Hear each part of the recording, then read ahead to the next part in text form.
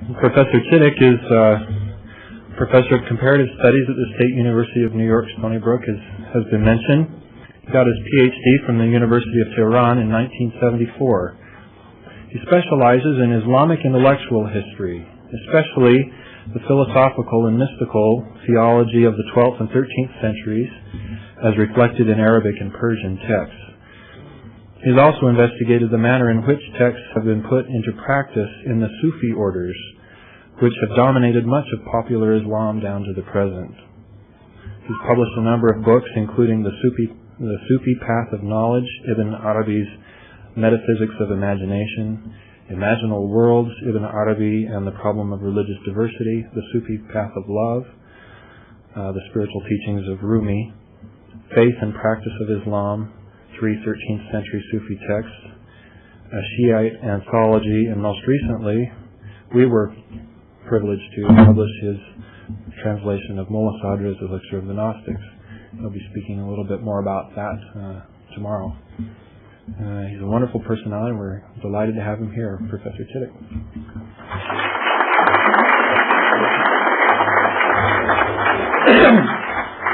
Thank you very much, Morgan. I'm very, very pleased to be here today. It's a great privilege for me. I'm delighted to be. This is the first time I think in North America I've been at a meeting which begins with a prayer. This was very refreshing, and I'm happy to see it. Let me also just to remove any doubts. They have gotten me a 2-day permit for the beer, so I'm all right.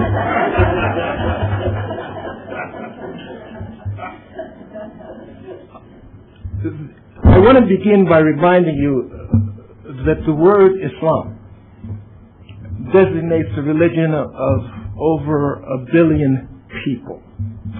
It has been flourishing in much of Asia, Europe, and Africa for well over 1,000 years. And before too long, it will be the second largest religion in North America.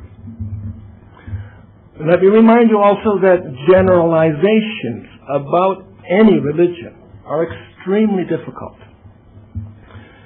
In this specific case, specialists in Islamic studies have largely given up the old Orientalist project of defining and reifying Islam. Specialists readily admit that we are in fact dealing with a multiplicity of phenomena, or if you prefer, many Islams. Of course, the fact that specialists are wary of generalizing in no way hinders the mistaken perception of most people in the West that there is a clearly defined something out there called Islam. I think it is obvious that politicians and the media constantly talk about Islam as if it were one simple phenomenon, and it is also obvious that they do so with ideological goals. If, however, we have any interest in understanding current events and their relationship with the Islamic tradition, we need always to keep in mind that Muslim peoples have histories and cultural divergences every bit as complex as those of Christians.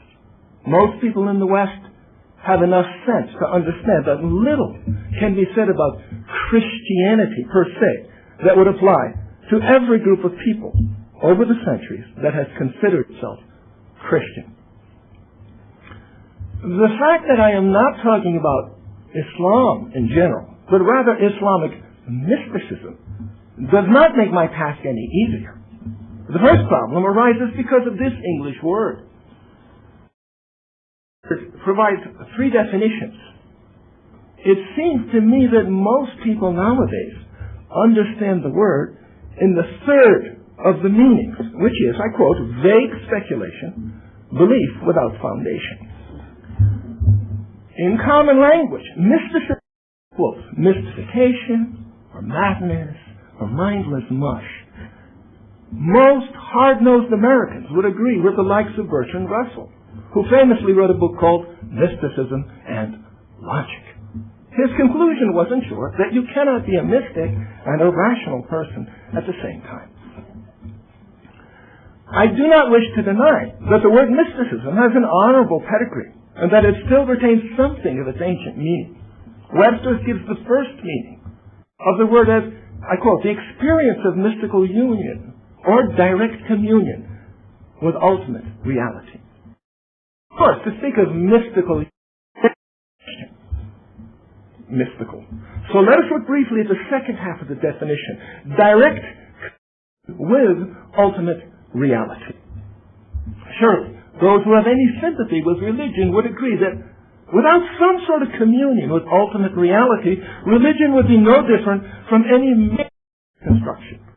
Religion that is not rooted in such communion is simply an ideology or a political agenda. It would seem to me that if we take mysticism to mean direct communion with ultimate reality, then the word designates, first of all, the origin of religion, the founding moment that is often called. It is such direct communion that drives a prophet or an avatar or a Buddha to declare his message. Why engage in religious practice if one is not convinced that some sort of direct communion with ultimate reality is possible? If not in this life, then in the next. Surely, the word mysticism of the word designates the goal of the religious quest. In short, the word mysticism, as I would present it, simply functions to stress that religious people have been seriously and intimately engaged with ultimate reality, or at the very least, that they have been engaged with a quest for communion with that reality. Not imply vague speculation or belief without foundation, unless, of course, one takes the position, which is common enough these days, that there is no such thing as ultimate reality. If this is your belief, then the quest to achieve communion with a non-existent entity is by definition stupid or. The typical modern position is perhaps that of Freud. Religion is a neurosis or a delusion. If you are religious, you are in fact mad. So, unless you take your stand in atheism or agnosticism, you should agree that religion in any definition something mystical. Communion with ultimate reality lies at the foundation.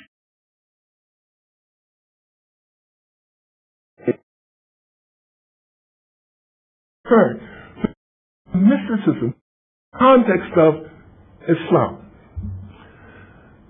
Anyone who surveys the literature on Islamic civilization will quickly discover that a great deal has been written on the topic.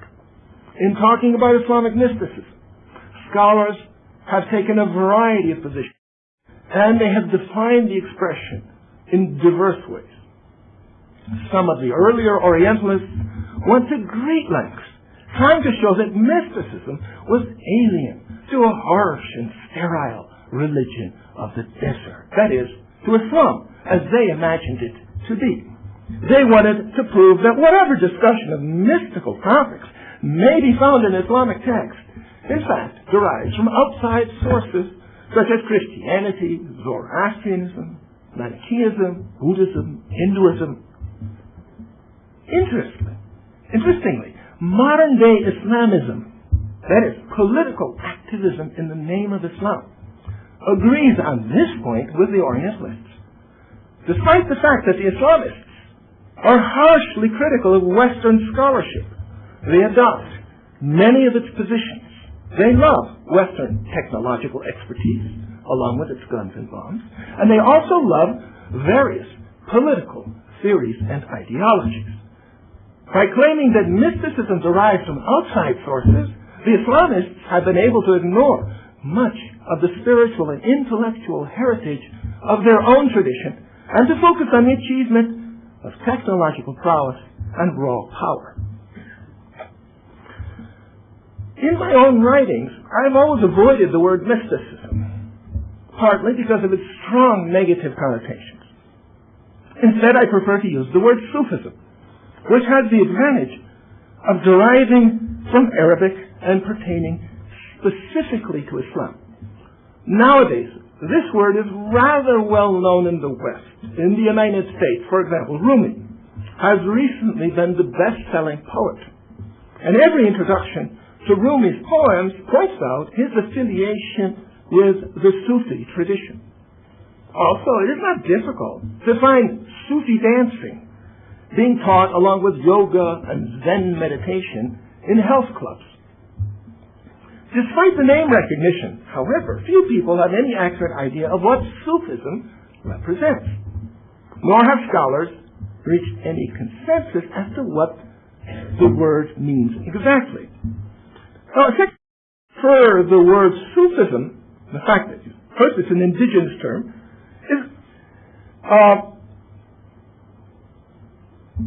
is that it is not correct to simply say that Sufism, perfect word, Sufism is a concept which is shown, among other things, by the fact that there is no corresponding word in the pre-modern Islamic languages. You can't translate mysticism into Arabic, for example, or Persian. When you do, it's very artificial. Everything to do with the use of the term in the Christian tradition. But a Christian category is not necessarily appropriate in the study of Islam. There are many basic differences of outlook between Christianity and Islam, and we should not simply gloss them over. We have a similar problem with the word theology, a discipline that has always played a central role in the kalam.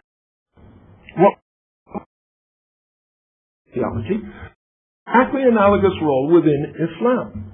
In fact, kalam's role is much more limited than the role of theology in Christianity. In the same way, Sufism has been much more pervasive in Islam than mysticism has been in Christianity. It is true that there are many parallels between Sufism and various teachings and practices associated with mysticism in the West. But much that goes on under the name of Sufism in the Islamic world would not be in the category of mysticism in the West. For example, most of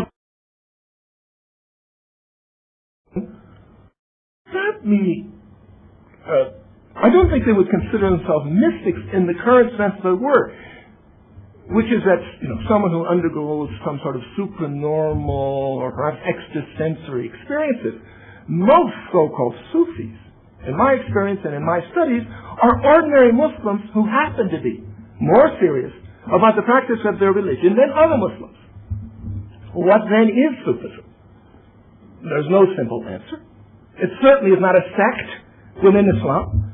It has nothing to do with the internal split between Sunnism and Shiism, which are the two major denominations within Islam.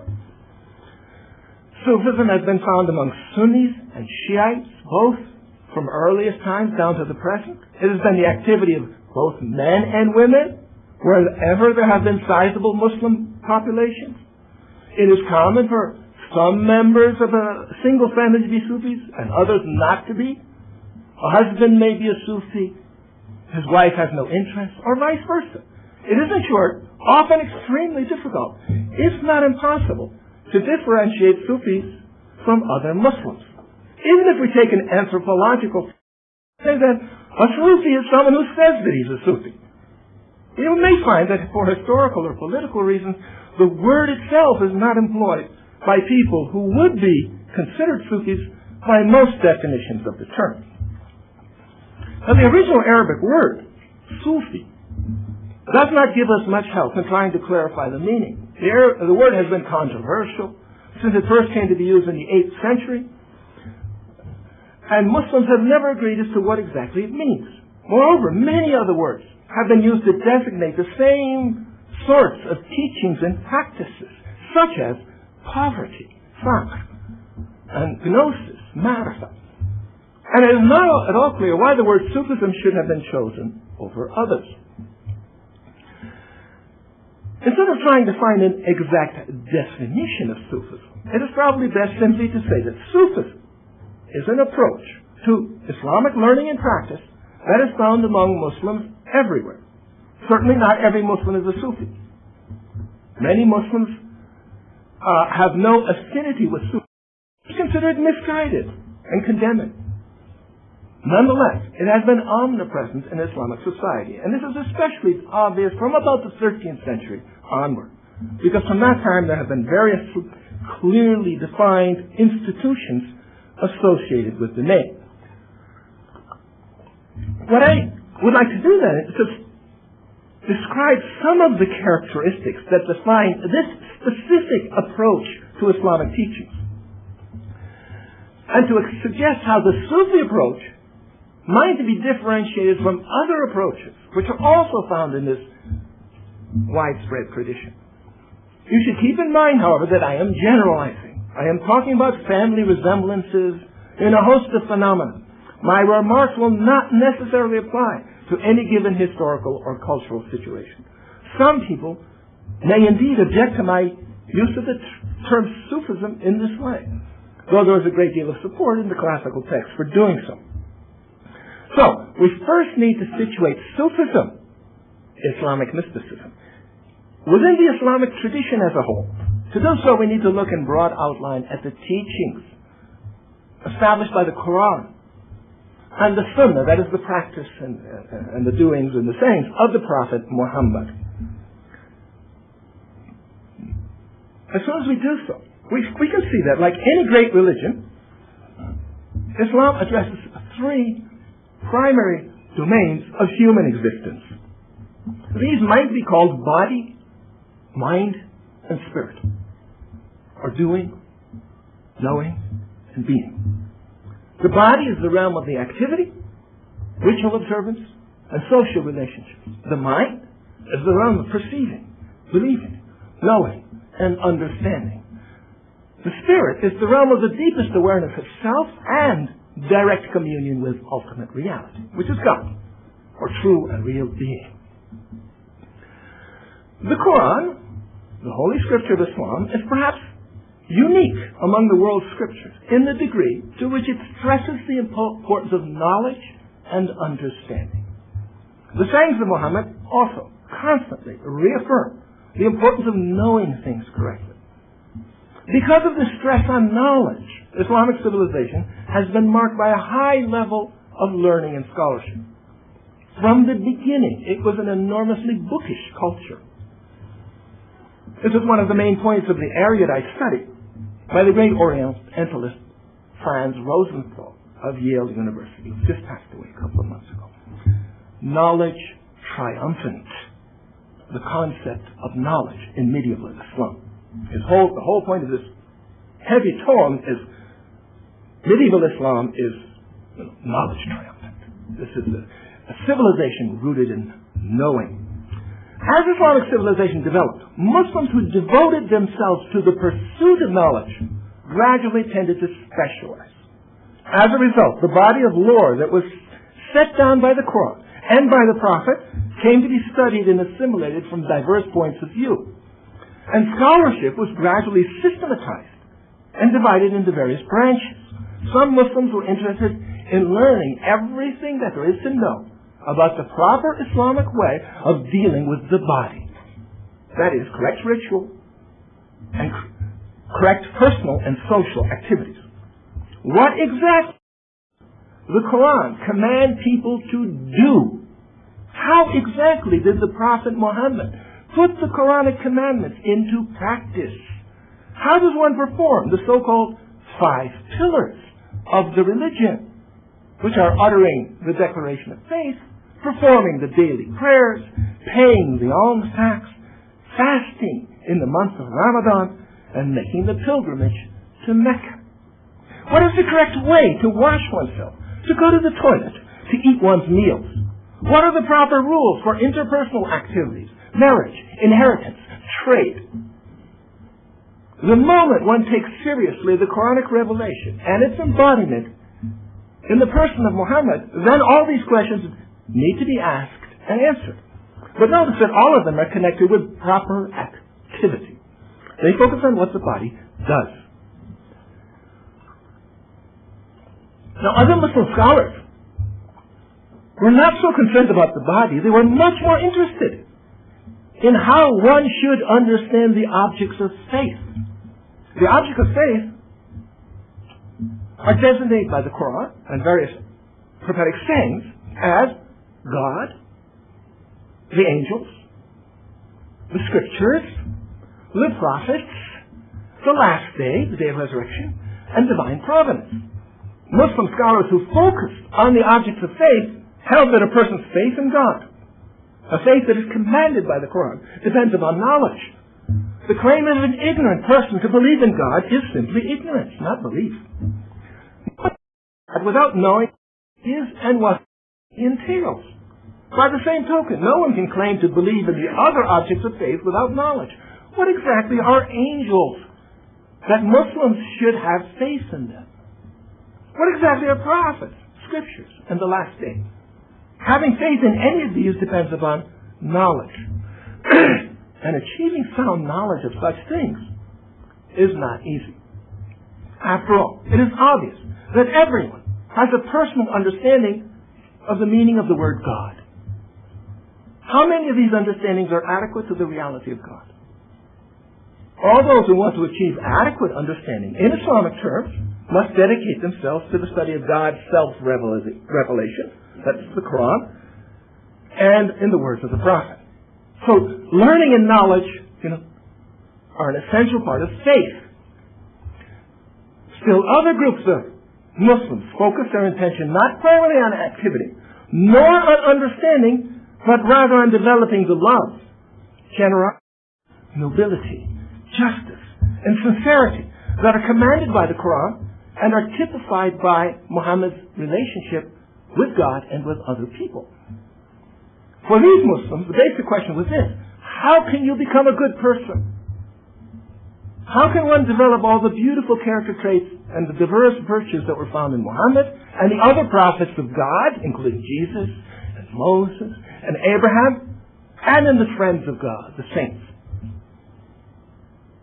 One might ask why most Muslim scholars became specialists in one of these domains rather than attempting to encompass all three. First of all, they did, as a general rule, attempt to encompass all three. But becoming in all three was beyond the capacity of most people.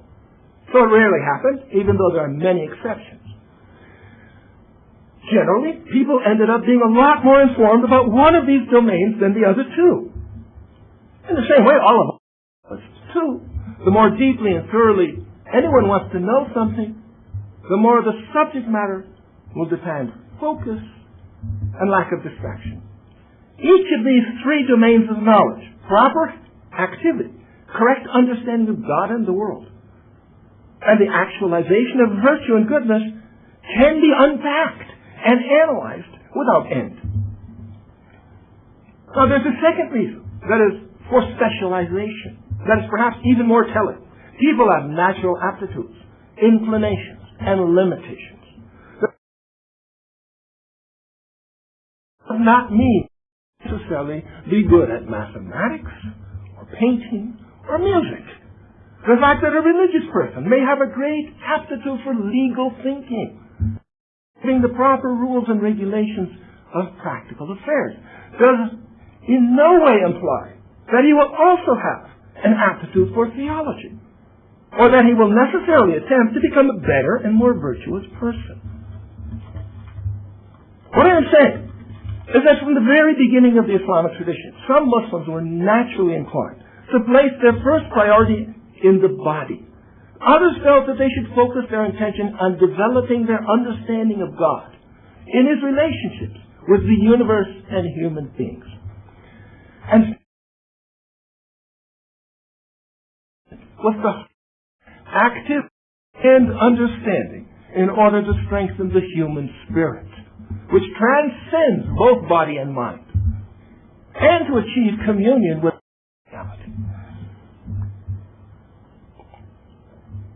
In short, by definition, being a Muslim meant recognizing that the Quran and Muhammad provided the basic guidelines for bringing the body, the soul, and the spirit into conformity with the divine purpose in creating the world. However, people differed among themselves as to which guidelines were the most important and as to how they should be put into practice.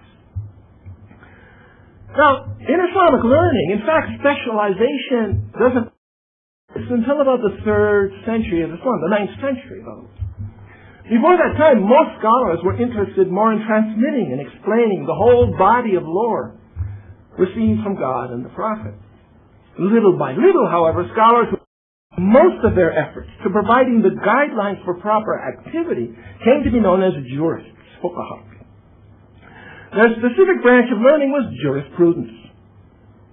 Jurists busied themselves with understanding the principles and rules of proper Islamic activity on the basis of the Quran, the sayings and activity of the Prophet, the opinions of the companions of the Prophet, and the views of learned Muslims of earlier generations. Now, those scholars who didn't focus on activity, but rather on understanding the objects of faith, became differentiated into several schools of thought. Those whom we can call the theologians, that is, the authorities in the discipline of Kalam, said that the best way to understand God is by a rational interpretation of the Quran. Another group, whom we can call philosophers, held that human reason is a sufficient guide to the truth of all things, and that it is not necessary, though it may be very useful, to seek help from divine revelation. Now, a third group, the Sufis, maintained that the best and most reliable path to correct understanding was by direct communion with the divine reality. The scholars, we have 3 groups of scholars: theologians, philosophers, and, let's say, mystically oriented people. Scholars associated with Sufism developed a distinctive methodology for understanding God. With good reason. Their approach is often called mystical. Webster's second definition of the word says this: the doctrine or belief that direct knowledge of God, of spiritual truth, or ultimate reality is attainable through immediate intuition, insight, or illumination, and in a way differing from ordinary sense perception or ratiocination. Now, so, mysticism, second meaning, that there is a knowledge, a direct knowledge of God accessible to the human being. Now, this doctrine is certainly characteristic of the theological teachings of those who came to be known as Sufis. However, they also held that this direct knowledge, which they themselves typically called kashf, a word which means unveiling, must be rooted in the divine revelation, that is, in the Quran and the Sunnah of Muhammad. Many of them also had a good deal of respect for the various and rational approaches to acquiring knowledge. The Sufis maintained, however, that despite the opinion of the philosophers, reason alone is not sufficient to attain knowledge of God, and despite the opinions of the theologians, a merely rational understanding of revelation is not adequate. In short, Muslim scholars put their energies on understanding the normative guidelines for the body came to be known as jurists. And those who held that the most important task was for the mind to achieve correct understanding of the objects of faith came to be divided into 3 major schools of thought: theology, philosophy, and Sufism. Now, this leaves us with the third domain of human existence, the spirit. Most Muslims who devoted their major effort to developing the spiritual dimension of the human person also came to be known as Sufis. They taught that people must attune their intentions, their love, and their sincerity to the divine will. It is the Sufi teachers, in other words, who were the spiritual therapists and the depth psychologists for the Muslim populations. But, unlike modern psychologists, such teachers were not in psychology, but rather in healthy and sound human souls who needed assistance in achieving communion with ultimate reality.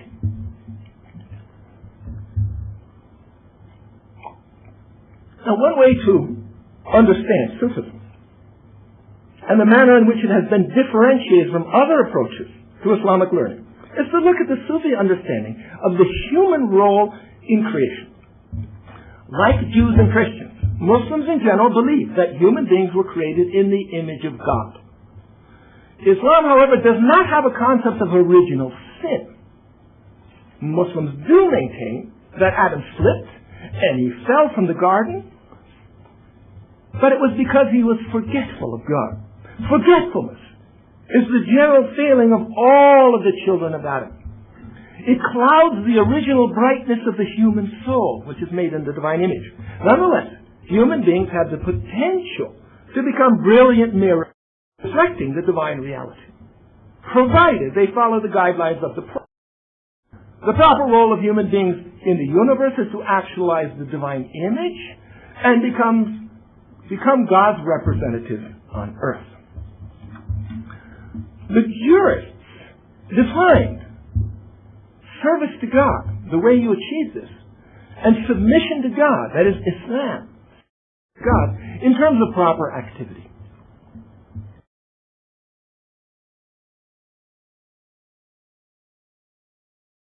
God and the world. The Sufis added, however, that proper activity and correct belief must be perfected and completed by direct communion with God. Only such communion can actualize the divine qualities that are latent in the human soul and make these qualities manifest. These divine latent in the human soul, in the image of God that is a human being, are much discussed by Islamic theology. This is the heart of Islamic theology. They are commonly called, the divine qualities, the 99 names of God. These include knowledge, awareness, power, compassion, love, justice, forgiveness, speech, creativity, and so on. 99 attributes, all of which are God's, but all of which, to some degree, are also present in the image of God that is a human being. According to the Sufi teachers, people must actualize the divine image in themselves by serving God with their bodies, knowing Him with their minds, and loving Him in their hearts and their spirits. In the pursuit of knowledge, Muslim jurists wanted to discover the right way to perform every activity. Theologians tried to prove rationally the correctness of the Quran's teachings about God, the prophets, and the last day. Philosophers strove to develop their minds and to actualize their intelligence and their virtue with the help of methods and tools derived from the Greek tradition. They used the Islamic tradition as well, but they added Greek material. Sufis maintained that the only reliable way to actualize the self, to gain awareness of God, and to become a good person was to subordinate rational thought to prophetic guidance and to find God's names and qualities within oneself. Now, the Sufis took Muhammad as their model. Muhammad gained knowledge and self-realization not by studying books or by going to school, but by devoting himself to God. Once he had devoted himself to God, God taught him the Quran. Of course, the Sufis all agree that Muhammad is the last prophet. They were not striving to receive a new Quran, a new revealed book, but rather they wanted to actualize understanding and their awareness of the final and most perfect revealed book. So the Sufis saw the Prophet's career as marked by two grand events. And this, of course, is general Islamic lore. The descent of the Quran and the ascent of Muhammad to God. Muhammad's career as a prophet began when God sent the Quran down upon him by the means of the angel Gabriel. When Muhammad had fully submitted himself to the revealed message, God then sent the angel Gabriel to him, who brought him up to heaven in a journey called the Mi'raj, the ladder, literally. Not unlike the Old Testament. It is obvious of the Quran. Coming down of the Quran is the founding moment of Islam. But it's not so obvious that Muhammad's ascent to God is the culmination of the Quran. Muhammad's Mi'raj, his ascent, plays a role for Islam somewhat similar to the rest of Christianity. The descent of the Quran was ultimate reality's communication with human beings. But the concrete meaning of God's communication is completely clear. Until we understand that, through God's communication, Muhammad was able to ascend to the divine presence, his perfect communication. Perspective, of course, always places initiative in the hands of God, even though it also stresses the importance of human effort. By taking communicated with human beings and the method of achieving communion with Him. By ascending to God with the guidance of Gabriel, the angel of revelation, Muhammad demonstrated physically and bodily the ultimate nature of that communion, which is accepted at least on the spiritual level and after death. Now, just as the descent of the Quran from God demonstrates to Muslims the divine origin of the book and the truth of the message, so also Muhammad's ascent to God demonstrates the goal of the message and the fruit of putting it into practice. The Quran descended so that people can ascend. By submitting to the Quranic message and following Muhammad, people can achieve the proper status increase.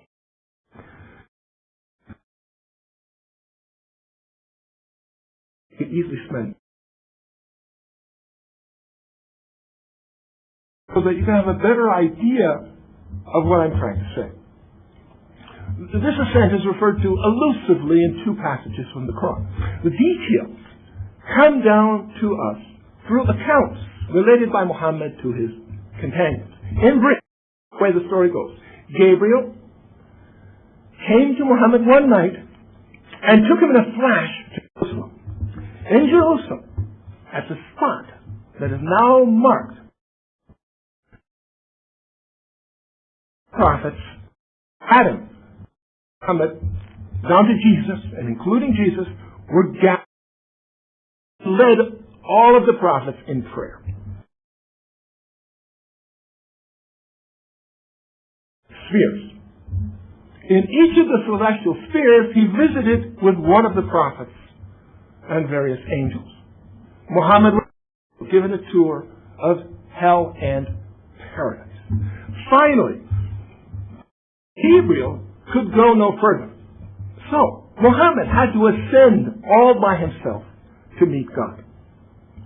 This, of course, is the Islamic model for the journey of the alone to the alone, a well-known theme in Western mysticism.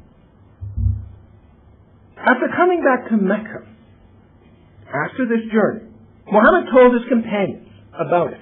They asked him if he had brought them a gift from God. You go on a trip, you bring a gift, right? He replied that he had. And then he told them about the 5 daily prayers, which God had him to teach to his community. Hence the daily prayers, which are the most basic of all Muslim rites. When the Prophet was asked by his companions if they also could travel to, he replied, the daily prayer is the ascent of the believer. In other words, it is the daily prayer that establishes direct communion with God, whether or not the believer is aware of God's presence. The Quran tells us, after all that, I quote, God is with you wherever you are.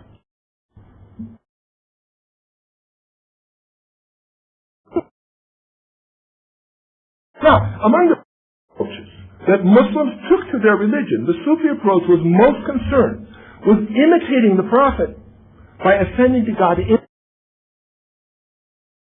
that the meeting with God promised in the Quran for the afterworld.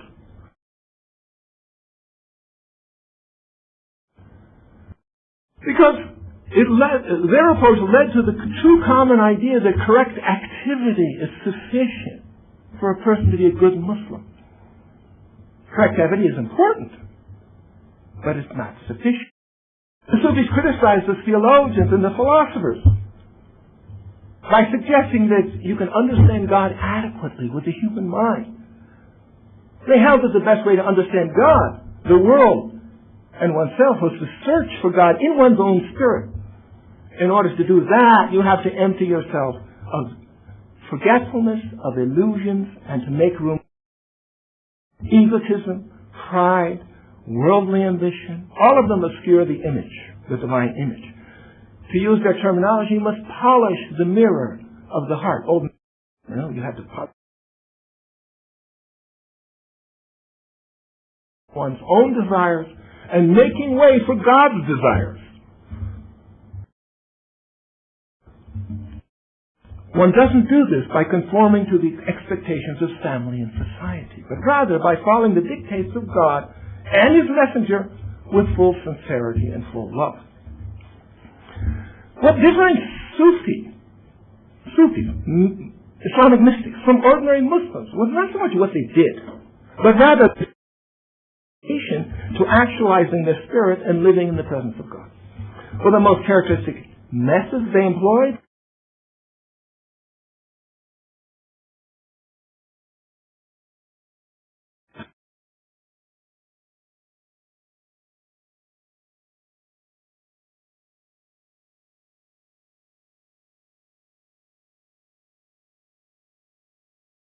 to reality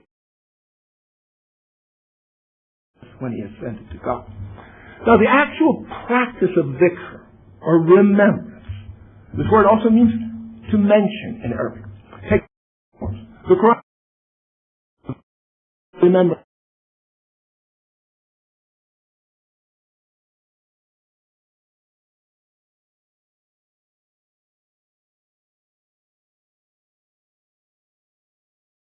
Keeping God always in mind. The Quran also calls the daily prayer by the same name, dhikr.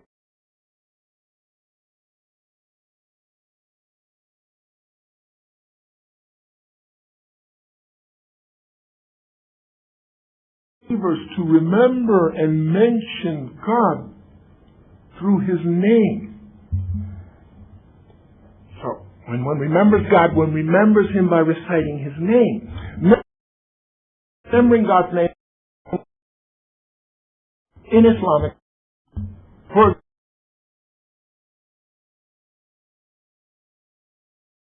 meals and on other occasions, and it's a formula for remembering God. As for the Sufi teachers, they made the remembrance of God a methodical practice. Quranic verses of the prophets to support this. Muhammad's advice, who asked him how he could worship God, according to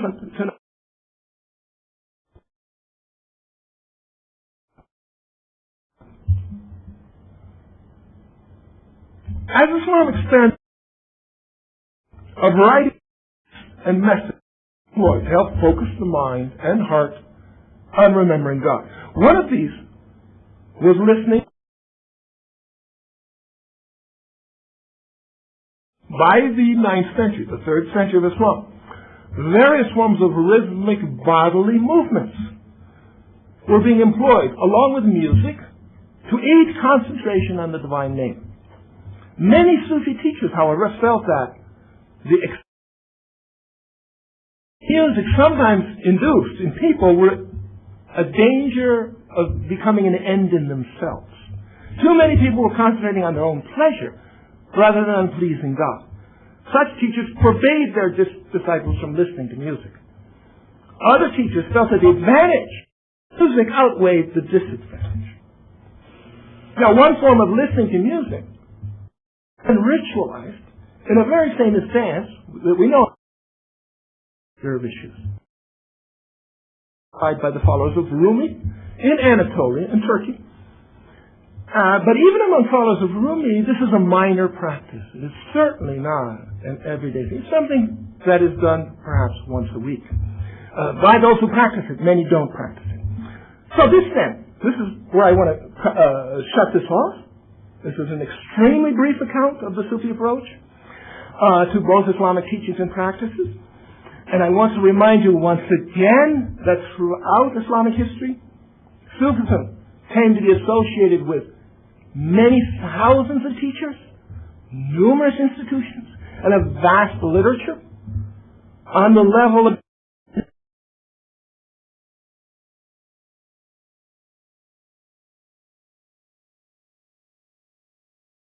practices belief of realization. Nonetheless, if we want to say that the common thread tying all of what is known as Sufism together is the quest for direct communion with ultimate reality, I don't think we'll be far from the mark.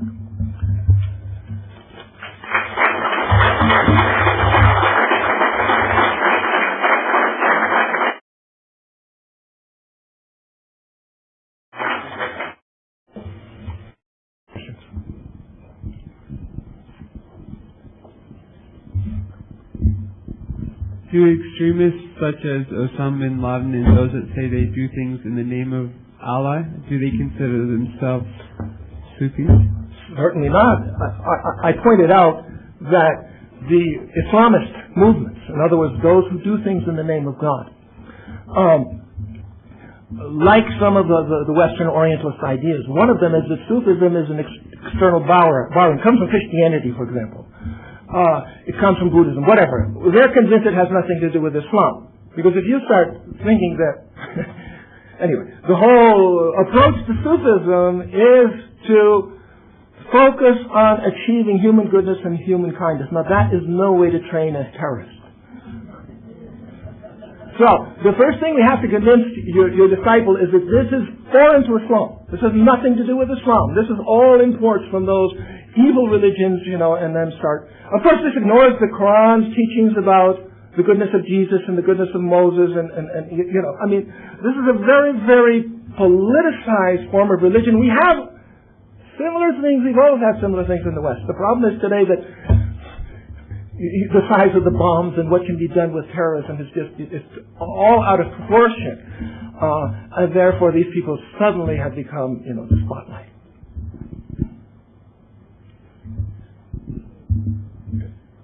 I know this may be a generalization, but can Sufism be any way compared with minimalism? That's sort of a feeling I got, that they want to get to the core of Islamic worship in finding direct communion. Is there any comparison that can be drawn with minimalism? It is true that Sufism is very much focused on getting to the core of Islamic religion, focusing on the Ascension. But notice that I pointed out that Sufis agree completely with the jurists that activity is very important. All right. So, the ritual activity is very important. The social activity is very important. Family is very important. Notice there's no monasticism in Islam. Even once Sufism gets moving, and you would expect people like this who are, seem to be so focused on something which is at odds with what the vast majority of people in society are doing, where they're just out to, live a happy life, you would expect them to form a monastic structure. There's no monastic structure in Islam. There are certainly special institutions, but monasticism is not part of it. Being married with children is very much part of being involved with Sufism. Remember that the Prophet said, this saying is, marriage is half of religion. What does that mean? It means, among other things, that once you get married, you have all sorts of social obligations and social responsibilities, all of which have to be done with God in mind. It makes life much, much more difficult. A monk, has the advantage of not having to deal with these issues. It's much easier to be virtuous in a monastery than it is in a family, in a society. I think all of us know this. And this is very much the attitude, the typical position of Islam. So the Sufi position on this is basically that one should, they say in Christianity, one should be in the world but not of the world. In fact, the Sufi attitude, the Islamic attitude, is very much like the Jewish attitude. That the practices, the observance of God's law, are very, very much part of how one lives correctly. And this, of course, is not as if these things are cut and dry. They have to be negotiated and renegotiated on the basis of principles that are clear in the Quran. But the actual practices are always in a certain amount of flux. But what differentiates is the focus on, all of this is for the sake of remembering God, being in communion with God. Otherwise, the rest of it is also important. Look at the Prophet. The model of Islamic sanctity was not an otherworldly person. This immediately strikes Christians and Buddhists who look at their founders and see them as somehow otherworldly. Both neither Muhammad or Moses fits that category. They were very much involved, or Abraham for that matter. They were very much involved with activity in the world.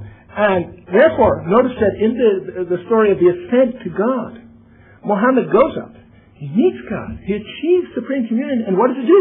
He comes back.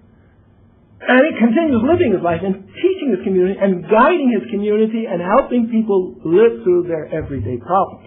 But always reminding them that the goal of doing things in God's name is to reach communion with Him. Well, first of all, I just want to know how to spell Sufism. Yeah, I sort of looked out the corner of my eyes for a board, and so I didn't have one. So S-U-F-I is Sufi, and then S-M, that's in English. The S-U-F-I is the Arabic word. S-M makes it in English. S-U-F-I-S-M.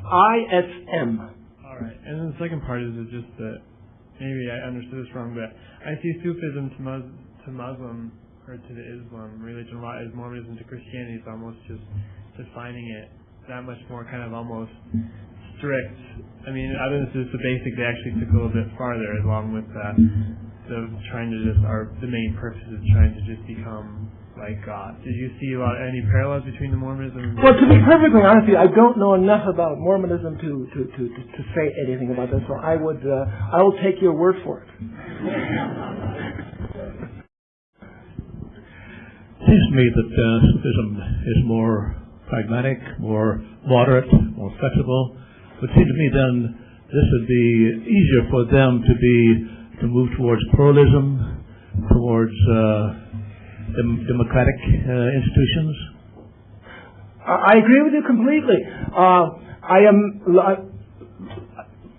A historical issue that many have spoken about is how did Islam spread?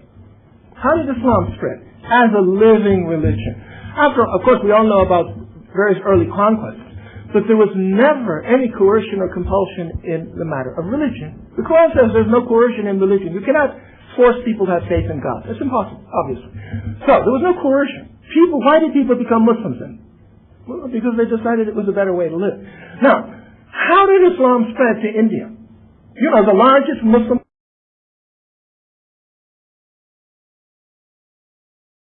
religion into, pre-partition. Go back to the 30s. All right? The largest Muslim country in the world was Pakistan, or rather India. Today, including by far the largest Muslim country in the world is India, and the second largest is Indonesia. All right? Now, so, how did those people, was it Muslim armies? No. It was a very, very gradual seepage of people moving in, carrying with them a beautiful culture, beautiful poetry, beautiful music, and the Indians were entranced. Sufism, if you look at the people who were the great saints of India, which all Indians, all Muslim Indians venerate and visit and look back as the people that they respect and as they're all Sufis. They're all associated with Sufi orders. In China, Chinese Islam is Sufi Islam. Chinese Islam, what was China? The official number of Muslims in China, is 20 million. Now, if the official number is 20 million, you know it's a lot more than that. There's no reason the Chinese government wants people to know that there are Muslims in their country. Right? Nor do Muslims in China want people to know, other Chinese to know they're Muslims, because they're immediately discriminated against. So, the Muslims keep it quiet. The Chinese government keeps it quiet, and some people claim there are 100 million Muslims in China. I think that's... But how did this spread? You look at Muslim, my wife is a specialist in Chinese Islam. You look at these texts, these are straight teaching, Sufi teaching, as you say, pluralistic, open-minded, accepting that Confucius was a great prophet, that the Buddha was a prophet, that, the whole Chinese tradition is a legitimate way to engage in worshiping God, but adding, as the right, that we improve upon it. However, Islam adds something more that, is even better than Confucianism. So, So wherever you go throughout, outside these central Islamic lands, which became Muslim rather quickly, it's very, very clear historically that the gradual seepage of Islam into these worlds was taking place through Sufi teachers. It was they who carried the religion, yes.